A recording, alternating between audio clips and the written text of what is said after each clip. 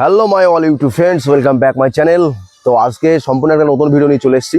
আর দেখতে পাচ্ছ চারিদিকটা পুরো সবুজ। একটু দেখাও এই দিকটা। হ্যাঁ, ঠিক আছে, পরিবেশটা দেখো।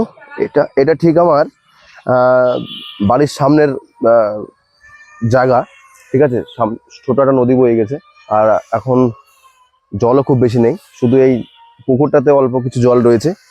আর এই পুকুরে অনেকজন এসে মাছ ধরছে, এবং কিছুদিন পরে জল কমে গেলে যখন শুকিয়ে যাবে, অল্প কিছু জল থাকবে, তখন এই জলটাকে তুলে এই পুকুরের যে মালিক তারা মাছ ধরবে। ঠিক আছে, তো আমি এই পুকুরে আপাতত মাছ ধরতে পারবো না।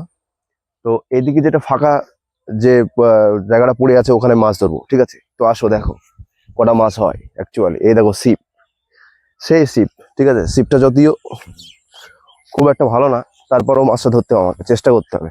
ঠিক আছে, আসো। তো ফাইনালি এই যে আমার বিখ্যাত সিপ, আর এই যে নদীর উপর একটা ছোট্ট ব্রিজ, যে ব্রিজের উপর থেকে আমি মাছটা ধরার চেষ্টা করব।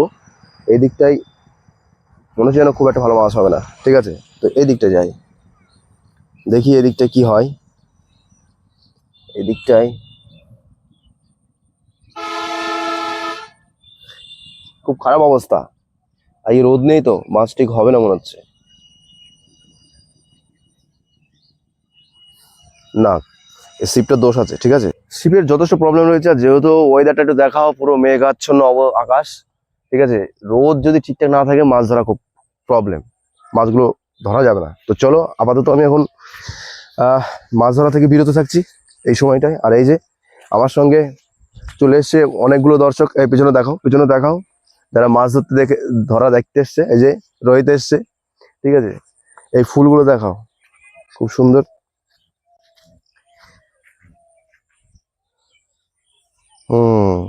ঠিক আছে, চলো। তো আজকে ভিডিওটা খুব শর্ট হলো।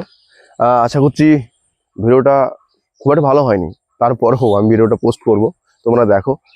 আমার মেনলি আজকে উদ্দেশ্য ছিল এই যে আমার এই পরিবেশটা দেখানো, আমার বাড়ির সামনে। দেখাও, পুরো ক্যামেরাটা ঘোরাও।